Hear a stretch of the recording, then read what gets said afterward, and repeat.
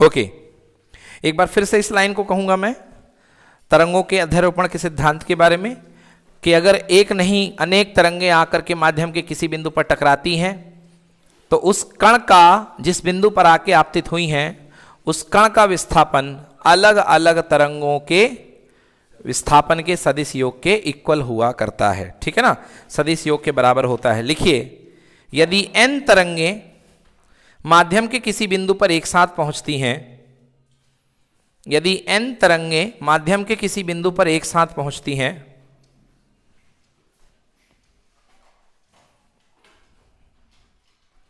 माध्यम के किसी बिंदु पर एक साथ पहुंचती हैं,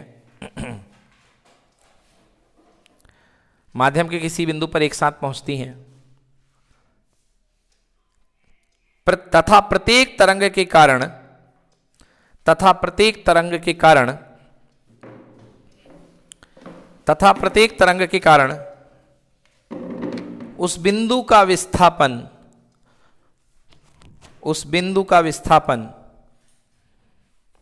प्रत्येक तरंग के कारण उस बिंदु का विस्थापन क्रमशः y1 सदिश y2 सदिश yn सदिश है तो yn सदिश है तो अध्यारोपण के सिद्धांत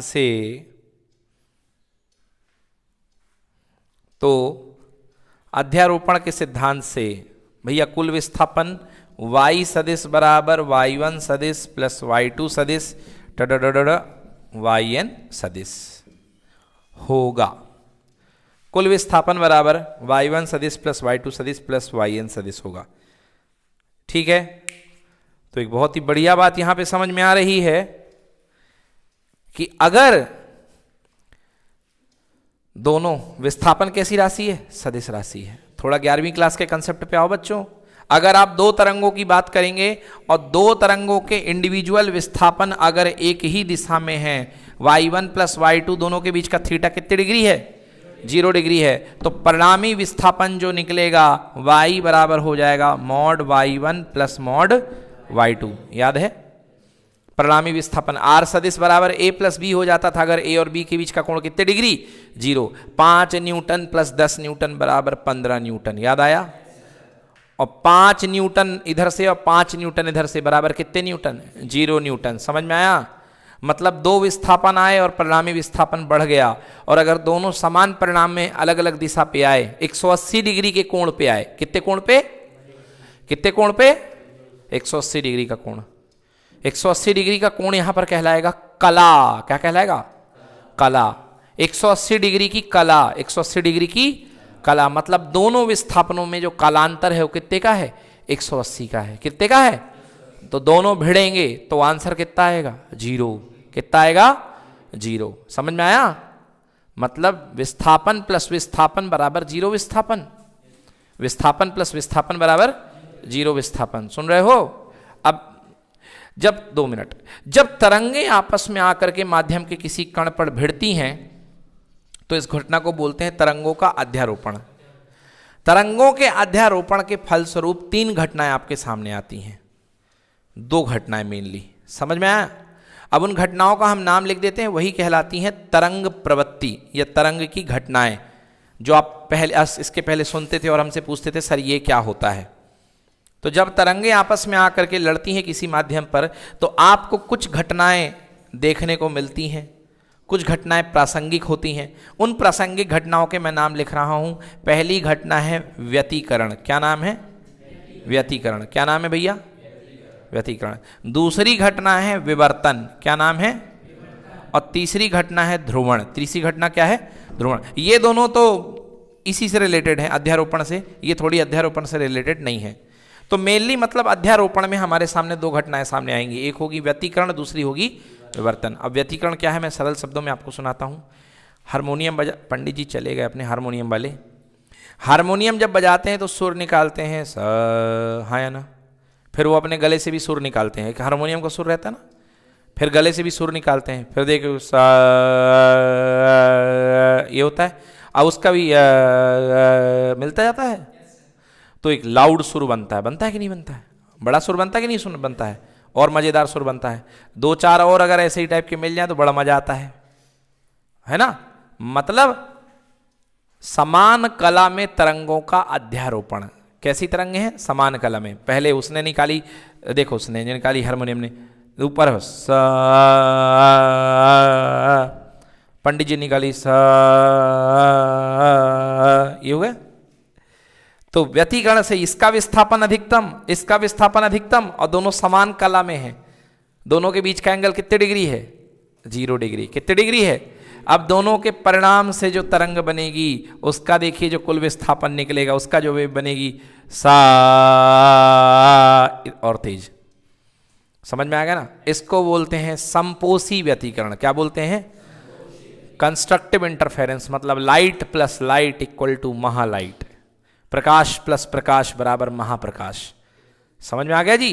प्रकाश प्लस प्रकाश इक्वल टू महाप्रकाश। मतलब दो तरंगों को लड़ाएंगे और तरंग का विस्थापन बड़ा होता जाएगा। क्या होता जाएगा? बड़ा होता जाएगा। इसको बोलते हैं संपोषी व्यतिकरण। अगर इसका उल्टा, इसका उल्टा, समान तरंगों की आप यदि दो आवृत्ति दे दें, एक यूं, समझ गए, और एक इसके उल्टा 180 डिग्री आउट ऑफ फेज, समझ गए। अब ये देखो इसका परिणाम कितना है? विस्थापन +6 है और इसका विस्थापन कितना है? -6। दोनों लड़ मरेंगे, नेट विस्थापन कितना हो जाएगा? 0। कितना हो जाएगा? 0। समझ रहे हैं आप चमत्कारिक घटना? मतलब दो विस्थापन अगर अपोजिट कला के हैं, विपरीत कला के हैं, दोनों को लड़ा करके नेट विस्थापन कितना आ गया? 0। नेट विस्थापन कितना आ गया? 0। ठीक है ना? Light plus light equal to अंधेरा। समझ गए? मगर आप कहोगे सर फिर हम काहे नहीं कर पाते हैं? क्योंकि इसके लिए आपको एक वर्णी प्रकाश लेना पड़ेगा। कितने वर्णी प्रकाश? एक वर्णी प्रकाश की एक तरंग दैर्ध्य होती है, एक आवृत्ति होती है। कितनी तरंग दैर्ध्य? एक तरंग दैर्ध्य और एक आवृत्ति। तो आपको एक वर्णी प्रकाश पहली चीज लेना पड़ेगा। और दूसरी बात, जिसकी आवृत्ति निश्चित होगी, जिसकी आवृत्ति क्या होगी? निश्चित होगी। और बिल्कुल नैरो बीम पे एक्सपेरिमेंट करना पड़ेगा, बिल्कुल कम जगह पे, मतलब एकदम सुराख वाली लाइट आए। ऐसा नहीं कि पूरे कमरे में हो एक्सपेरिमेंट, ये हो जाएगा। तो ये एक्सपेरिमेंट वाकई में होते हैं। समझ गया ना? तो जब ये प्रयोग करके दिखाया थॉमस यंग ने कि देखो लाइट में मैंने प्रयोग करके दिखाया है, क्योंकि light plus light equal to ज़्यादा लाइट और light plus light equal to अंधेरा, मतलब ये तरंग नेचर को शो कर रहा है। क्लियर है? और बहुत सारी बातें हैं। तो हम पढ़ेंगे तरंग का व्यतिकरण। क्या पढ़ेंगे? तरंग का व्यतिकरण। तो पहला जो डेरिवेशन है, और श्योर फॉर एग्जाम 101% जो हमारे एग्जाम में आने वाला है, उसका टॉपिक का नाम है तरंग का व्यतिकरण। अध्यारोपण हो गया। अध्यारोपण मतलब दो तरंगों का आपस में आके टकराना। अब टकराई तो कुछ हुआ, तो जो कुछ हुआ उसमें पहला कुछ क्या है? व्यतिकरण है। हेडिंग डालिए, तरंगों का, प्रकाश का व्यतिकरण या तरंग का व्यतिकरण। प्रकाश के व्यतिकरण से आप क्या समझते हैं?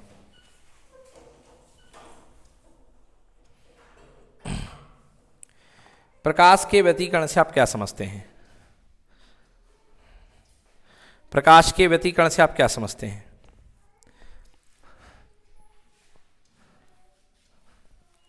अभी आपने देखा एक बहुत बढ़िया बात करी, ये जो मिले सुर मेरा तुम्हारा हो रहा था, इसके लिए दोनों की आवृत्ति सेम होनी चाहिए कि नहीं होनी चाहिए? मतलब आप अगर इस चीज को रियलाइज करना चाहते हैं तो जिस आवृत्ति में वो सा बनेगा उसी में पंडित जी को भी सा। अब ये भी नहीं कि पंडित जी बहुत ऊंची आवृत्ति बोल रहे हैं सा, ऐसा भी नहीं, या ऐसा भी नहीं। ये क्या है? सा ऊपर वाला था, हाई पिच था, आवृत्ति ज्यादा थी, और नीचे वाला क्या था? लो पिच, मतलब आवृत्ति कम थी। बिल्कुल बराबर। तभी दोनों आवृत्तियों का आपको व्यतिकरण देखने को मिलेगा। मतलब व्यतिकरण देखने के लिए जितनी भी तरंगे आ रही हैं उनकी आवृत्ति क्या होनी चाहिए? समान। नहीं तो फिर समझ में नहीं आएगा। फिर केवल क्या उत्पन्न होगी? नॉइस। क्या उत्पन्न होगी? बेवजह का कचरा शोर होगा। जैसे 10 गाने बजा दो, शादियों में आजकल 3-4 डीजे लगवा देते हैं, एक अलग चल रहा है, एक अलग चल रहा है, ढोल भी पिट रहा है, तो फिर लोग नचते हैं, उनको मतलब नहीं होता कि क्या बज रहा है, और जिसको जो समझ में आ रहा है वो स्टेप किया जा रहा है। समझ में आ गया ना? और जनरेटर अलग बजता है, जनरेटर अलग बजता है, उसमें भी मैंने देखे कुछ लोग नाचने वाले होते हैं जनरेटर के साउंड पे। चलिए, तो जनरेटर डांस भी चलता है आजकल। तो भैया मैं क्या कह रहा था कि आपको अगर देखना है व्यतिकरण, तो आवृत्ति क्या होनी चाहिए? समान, नहीं तो बाकी के सिग्नल कचरा हो जाएंगे, कुछ आपको देखने को नहीं मिलेगा। हाँ, आयाम क्या? आयाम लगभग समान, आयाम लगभग लिखवाने वाला था, आयाम लगभग समान। अब तुम कहोगे लगभग समान क्यों? लगभग समान इसलिए कि एक्सपेरिमेंट करोगे तो एक प्रकाश स्रोत लगभग उसी का होगा। अब तुम कहोगे हम छोटे से प्रकाश स्रोत बल्ब को भिड़ाएंगे सूर्य के साथ, इसके साथ, अब उसका आयाम इतना हाई है और इसका आयाम इतना कम है। या एक छोटे से साउंड को आप कहोगे हम ट्रेन के हॉर्न के साथ जुड़वाएंगे, तो संभव है क्या? मतलब आयाम बहुत ज़्यादा हाई नहीं होना चाहिए यार। मतलब सीधी बात है, दो लोगों की, दो पहलवान की लड़ाई करवानी है आपको, तो आप एक को भेज दो 18 साल का नया पहलवान, और एक जो 30 साल खेल चुका उसको वे खली जैसा, तो बेचारे का क्या पता चलेगा इनकी प्रक्रियाओं का? ये तो उसको दबा लेगा कहीं पर, बेचारा अटका पड़ा रहेगा। तो इसलिए क्या है कि आयाम भी लगभग समान होना चाहिए। क्या होना चाहिए? थोड़ा डिफरेंस चल जाएगा मगर लगभग समान रखो। ऐसा नहीं कि एक का आयाम 100 गुना कर दिया, दूसरे का बेचारे का आधा गुना, ऐसा नहीं करना। ये बात भी सही है। तो लिखो, दो समान आवृत्ति, हाँ, व्यतिकरण की, प्रकाश के व्यतिकरण की परिभाषा, दो समान आवृत्ति। देखो लास्ट ईयर तक चैप्टर तरंग था तो हम बोलते थे तरंग का व्यतिकरण, मगर अब हम क्या पढ़ रहे हैं? Wave optics. क्या पढ़ रहे हैं? Wave optics. मतलब जहां भी है, जो भी तरंग है वो प्रकाशिक तरंग है। समझ में आया ना? तो वो तरंग का व्यतिकरण गया काम से। अब सीधे आ जाए, जो भी तरंग है, कौन सी तरंग है? प्रकाश। तो मैं चाहे प्रकाशी तरंग बोलूं या ना बोलूं, तो आपको तरंग प्रकाश ही लेना है। तो लिखिए, जब समान आवृत्ति की दो प्रकाश तरंगें जिनके आयाम लगभग समान हैं,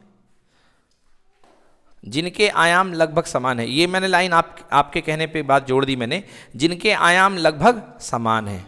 देखो भैया, आयाम अगर लगभग समान है तो आपको व्यतिकरण समझ में आएगा। आयाम समान नहीं है तो भी व्यतिकरण होगा तो जरूर, मगर समझ में नहीं आएगा, समझ में नहीं आएगा। जैसे मान लो एक तरंग है जिसका आयाम है 1000 और एक तरंग है जिसका आयाम है 1। लो, अब दोनों कर रही हैं व्यतिकरण, कुछ समझ में आएगा क्या?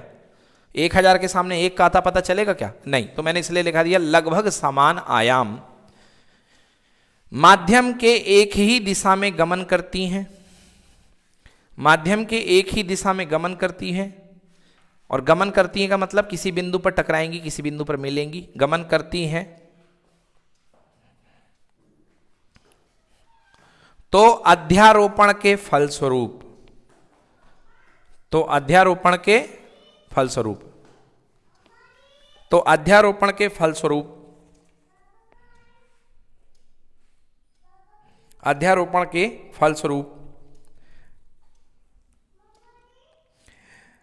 प्रकाश तीव्रता में परिवर्तन हो जाता है।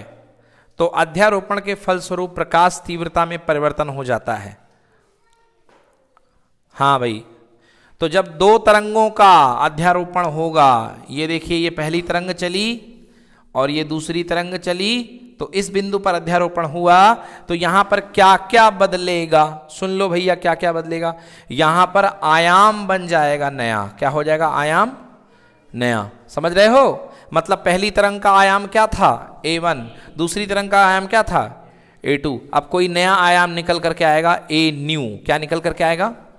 A new. मैं ये नहीं कह रहा हूं कि वो A1 प्लस A2 होगा, मैं ये भी नहीं कह रहा हूं कि वो A1 माइनस A2 होगा, मगर इस बात की गारंटी है कि जो भी आयाम होगा वो A1 प्लस A2 से लेके A1 माइनस A2 के बीच का होगा। याद आया?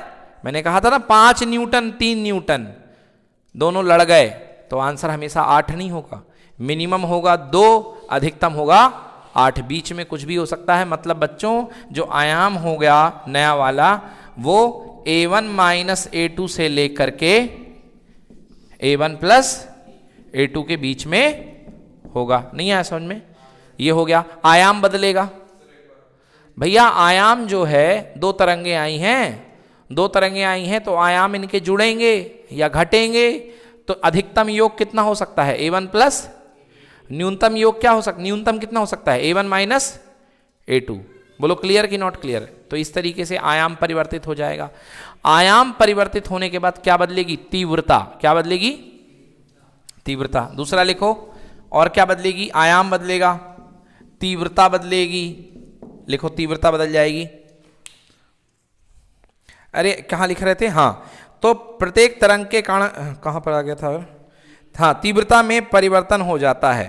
तीव्रता में फलस्वरूप, अध्यारोपण के फलस्वरूप प्रकाश की तीव्रता में परिवर्तन हो जाता है। प्रकाश की तीव्रता में क्या हो जाता है? परिवर्तन। आप साथ में आयाम भी लिख सकते हो।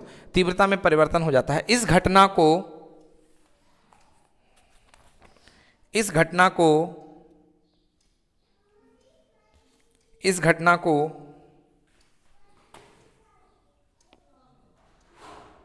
प्रकाश का व्यतिकरण कहते हैं। इस घटना को प्रकाश का व्यतिकरण कहते हैं। हाँ ठीक है भैया, इस घटना को प्रकाश का क्या कहते हैं? व्यतिकरण। उदाहरण लिखो, उदाहरण लिखो। अब बच्चों 7 प्रकाश, सुनो पहले, 7 प्रकाश का व्यतिकरण अगर होगा, क्या श्वेत प्रकाश का व्यतिकरण संभव है? बोलो बोलो बोलो। 7 संभव तो है, मगर कुछ समझ में अच्छे से नहीं आएगा। 7 प्रकाश में कितनी तरंगे? 7 आवृत्ति। कितनी आवृत्ति? अब मैंने लिखा है व्यतिकरण में कि व्यतिकरण में जो तरंगे अध्यारोपित होती है उनकी आवृत्ति क्या होनी चाहिए? समान होनी चाहिए। अब 7 आवृत्ति, आप 7 आवृत्ति से मिला रहे हो, तो आपका जो व्यतिकरण होगा वो एकदम कचरा टाइप का बनेगा। कैसा बनेगा? कचरा टाइप का। और 7 अलग अलग तरंगे आपको व्यतिकरण में लड़ने के बाद मिलेंगी, मतलब इधर की 7 और इधर की 7, और मिल करके अलग अलग पैटर्न बनेंगे। बोलो हाँ। अलग अलग तरंगे किसको निरूपित करती हैं? अलग अलग कलर को। अलग अलग कलर को। आई बात समझ में? अलग अलग कलर को। अब देखो भैया, साबुन का बुलबुला देखा है? कपड़े धोते समय साबुन का इतना बड़ा बुलबुला बन जाए, उसको बड़े गौर से देखना। उसमें आपको जमाने भर के कलर दिखाई देते हैं, नीले, और कलर बहते हुए दिखाई देते हैं। कलर ऐसे दौड़ रहे होते हैं। हाँ है ना? मालूम है क्या हो रहा है? वहां पे व्यतिकरण ही हो रहा है। क्या हो रहा है? वो साबुन का जो बुलबुला होता है वो काम करता है स्क्रीन का। किसका काम करता है? स्क्रीन का। और प्रकाश तरंगे आ करके अलग लगभग समान आवृत्ति की तरंगे आपस में आके मिलती हैं, तो किसी की तीव्रता बढ़ जाती है, किसी की तीव्रता घट जाती है, और वो बदलती रहती है। इसलिए आपको वहां पर अलग अलग कलर बढ़ती हुई तीव्रता या घटती हुई तीव्रता में दिखाई देते हैं। वो कलर फिक्स नहीं रहते हैं, बदलते ही रहेंगे। समझ गए ना? बढ़िया जाना, निरमा घोलना गिलास में, पुंगी लेना, फूंकना, बड़ा सा बुलबुला बनाना हवा में, और फिर देखना बड़े उससे, उसको वॉच करना, आपको दिखाई देगा व्यतिकरण। तो ये प्रकाश का व्यतिकरण। लिखो उदाहरण, साबुन के बुलबुले का रंगीन दिखाई देना। साबुन के बुलबुले का रंगीन दिखाई देना। रंगीन दिखाई देना। चलो अगला क्वेश्चन।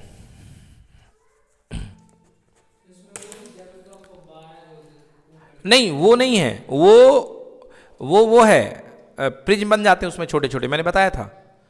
वो प्रकाश का डिस्पर्सन। डिस्पर्सन को क्या बोलते हैं? 7 कलर में टूटना। प्रकीर्णन नहीं कहलाता है ना? प्रकीर्णन नहीं कहलाता है, विक्षेपण। क्या कहलाता है? विक्षेपण। समझ में आया? वो प्रकाश का विक्षेपण है जो मैंने उस दिन बताया था कि जब मुंह में आप भर के पानी फुरुकते हैं तो वो प्रकाश का विक्षेपण है। 7 कलर में टूटना। इंद्रधनुष बनता है ना बेटा उसमें। हाँ, आइए अगली बात करते हैं। क्यों? मालूम क्यों बेटा? क्योंकि उस समय जो आप वो लेते हो ना पानी की बूंदें, वो कोई फिल्म नहीं है, वो पतली सी बूंद, पतली सी नहीं है, वो इतनी मोटी है बूंद होती है, और इसके लिए बिल्कुल पतला होना चाहिए फिल्म को, तब दिखाई देगा। आगे लिखो, अगला क्वेश्चन लिखिए। क्या श्वेत प्रकाश में व्यतिकरण प्राप्त किया जा सकता है?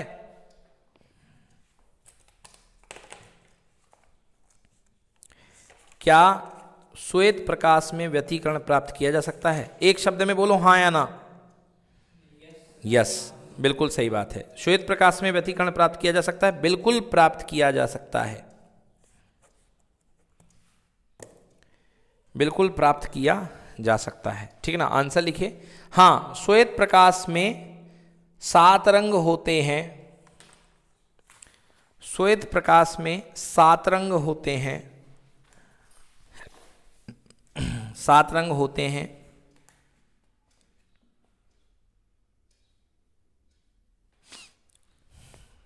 ठीक है ना, श्वेत प्रकाश में 7 रंग होते हैं। अब देखो 7 रंग जब आपस में व्यतिकरण करते हैं, व्यतिकरण करते हैं, तो व्यतिकरण करने के बाद क्या बनाएंगे, अलग अलग व्यतिकरण के बाद जो तरंग मिल रही हैं 7 तरंगे, उनका पैटर्न बनेगा कि नहीं बनेगा भाई। 7 तरंगे हैं तो लड़ने के बाद भी कितनी तरंगे हो जाएंगी, मान लो 7, तो 7 तरंगों का अलग अलग पैटर्न बनेगा, समझ गए ना। उन तरंगों को बोलते हैं फ्रिंज। क्या बोलते हैं, एक नया शब्द आ गया आपकी जिंदगी में, फ्रिंज। क्या बोलते हैं, फ्रिंज। फ्रिंज मतलब पैटर्न, फ्रिंज मतलब पैटर्न। अब कुछ लाइनें थोड़ी सी अभी लिख लो, लिखो। श्वेत प्रकाश में 7 रंग होते हैं। केंद्रीय फ्रिंज की स्थिति, केंद्रीय फ्रिंज मतलब सेंट्रल वाली फ्रिंज, केंद्रीय फ्रिंज की स्थिति सभी रंगों के लिए एक ही होती है। केंद्रीय फ्रिंज की स्थिति सभी रंगों के लिए एक ही होती है।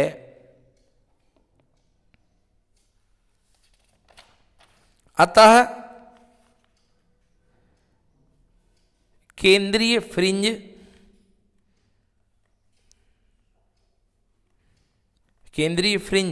सारे कलर आकर के इंटरसेक्ट करेंगे, 7 कलर मिलकर के क्या बनाते हैं, श्वेत। हाँ, अतः केंद्रीय फ्रिंज श्वेत होती है। केंद्रीय फ्रिंज श्वेत होती है एवं अन्य चमकीली फ्रिंजों की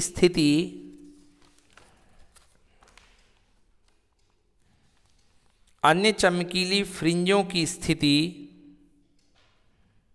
भिन्न भिन्न रंगों के लिए भिन्न भिन्न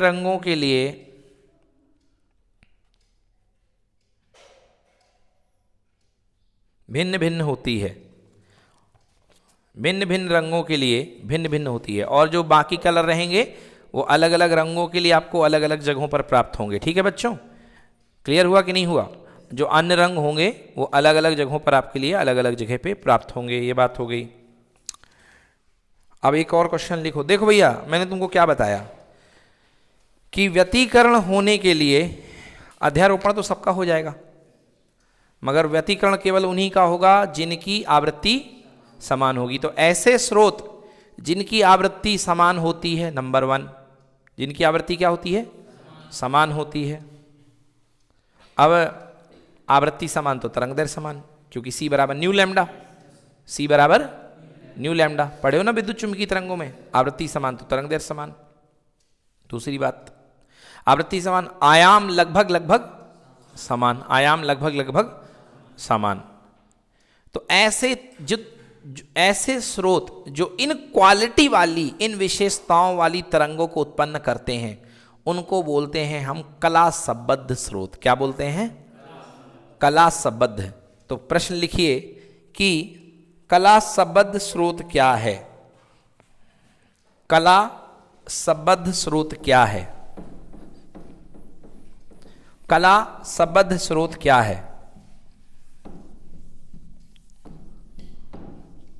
कला का मतलब होता है कालांतर, और कालांतर होता है कोण। कला संबद्ध स्रोत क्या है, मैं आपको एक अच्छे एग्जाम्पल से समझाता हूं कला संबद्ध स्रोत।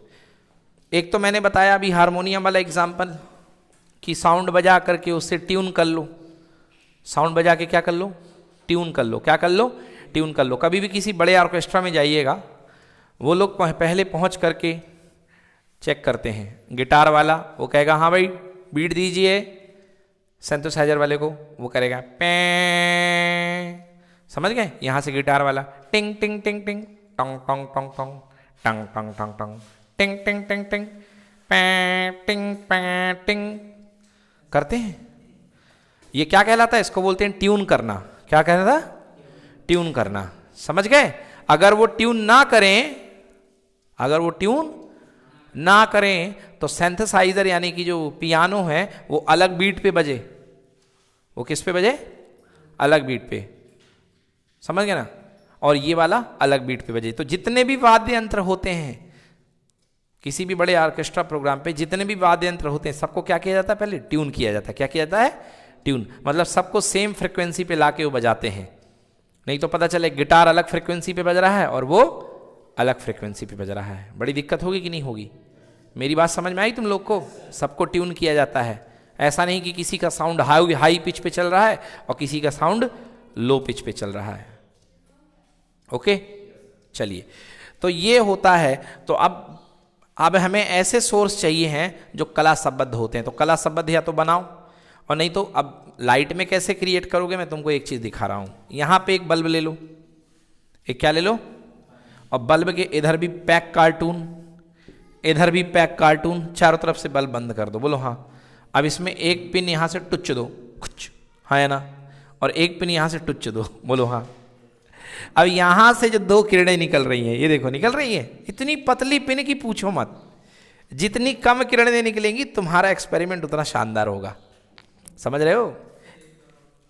अरे यहां से पिन टुच दी, कार्टून का डिब्बा बॉक्स, बड़ा सा बॉक्स कार्टून आता है ना, उसके अंदर बल्ब फिट कर दिया अंधेरे कमरे में, और दो पिन टुच दी तुमने, कुछ कुछ हाँ है ना, थोड़ी दूर पे।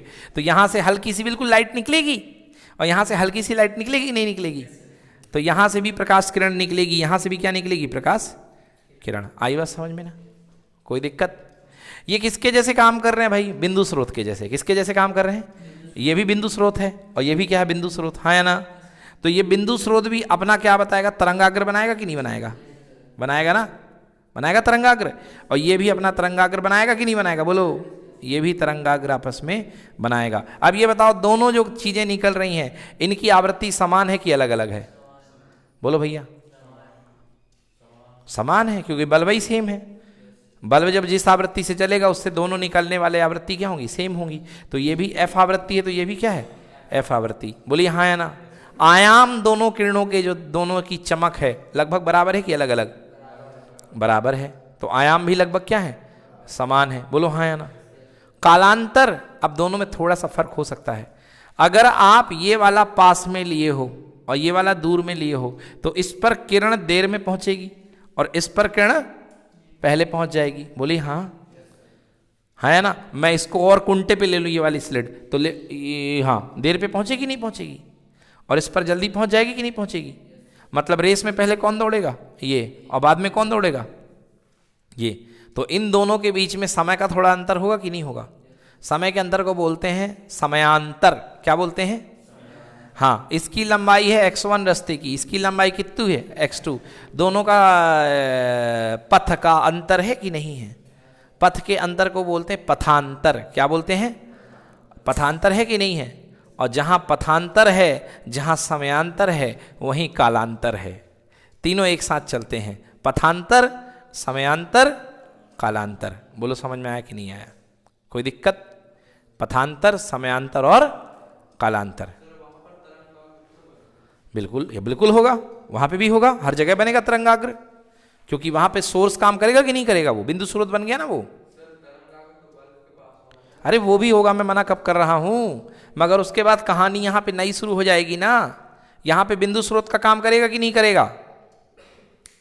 तुमने एक पेपर ले लिया और पीछे से टॉर्च मार रहे हो, उसमें पेपर में पिन लगा दी आगे, तो वो पिन जो है वो बिंदु स्रोत है कि नहीं है? क्यों नहीं है भाई? है ना? अरे आन दो, तो बिंदु स्रोत है पिन की नहीं है? पिन से लाइट आ रही कि नहीं आ रही है? अरे पिन से लाइट नहीं आएगी क्या? हाँ हाँ, तो पेपर का होल बिंदु स्रोत बन गया एक तरीके से, नहीं बना? बस वो बिंदु स्रोत है। अब लाइट के तरंगाग्र को भूल जाओ। अब लाइट के तरंगाग्र को अध्ययन करते अगर, तो ये बताओ लाइट से कितनी किरणें निकलती? अरबों खरबों, हाँ है ना? तो उसका अध्ययन करना मुश्किल होता कि नहीं होता? इसलिए हमने उसको अध्ययन करने के लिए क्या बनाया? यहाँ पे कला संबद्ध स्रोत बनाए, कला संबद्ध स्रोत बनाए। समझ में आया कि नहीं आया? अब लाइट से इतनी किरणें निकलती कि सबका पथांतर, सबका अलग अलग होता कि नहीं होता? तो दो किरणों को तो चुनना था कि जिनके पथ को हम अध्ययन कर पाएं। अब 1 अरब किरणों में किसको चुन लेते वहां पर, इसलिए हमने 2 किरणों के लिए यहां पे एक होल यहां पे किया, एक होल यहां पे किया। अब ऐसा भी मत समझ लेना कि यहां से एक ही किरणें निकलेगी, हम कोशिश ये करेंगे कि कम से कम छोटा पतला, जितनी पतली झिरी रहेगी एक्सपेरिमेंट उतना अच्छा होगा। तब आपको दिखेगा कि light plus light equal to अंधेरा, क्योंकि मैंने व्यतिकरण में बताया ना कि light plus light equal to या तो महालाइट या light plus light equal to अंधेरा।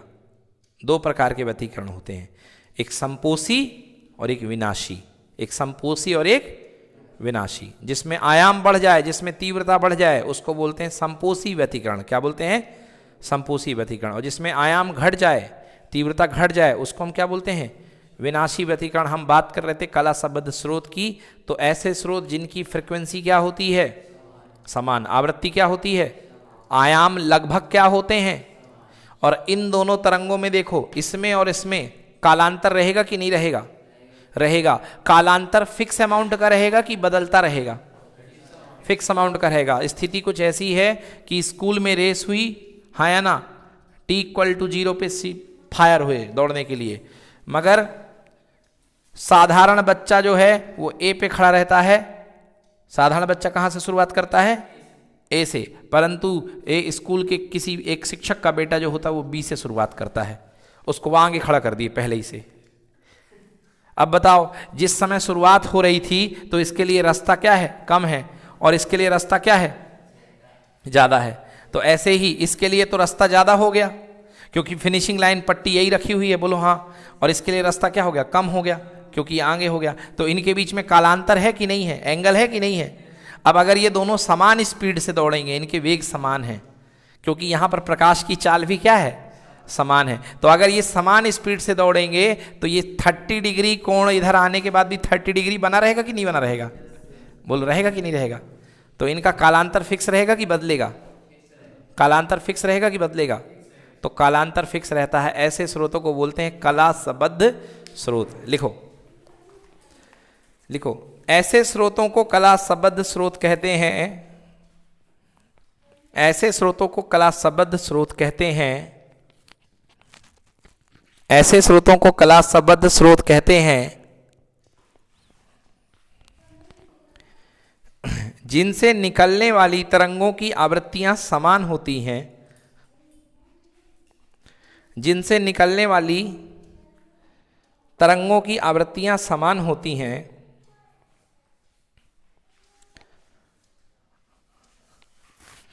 तथा कालांतर नियत अथवा शून्य होता है। तथा कालांतर नियत अथवा शून्य होता है। तथा कालांतर नियत अथवा शून्य होता है। चलो जवाब दो।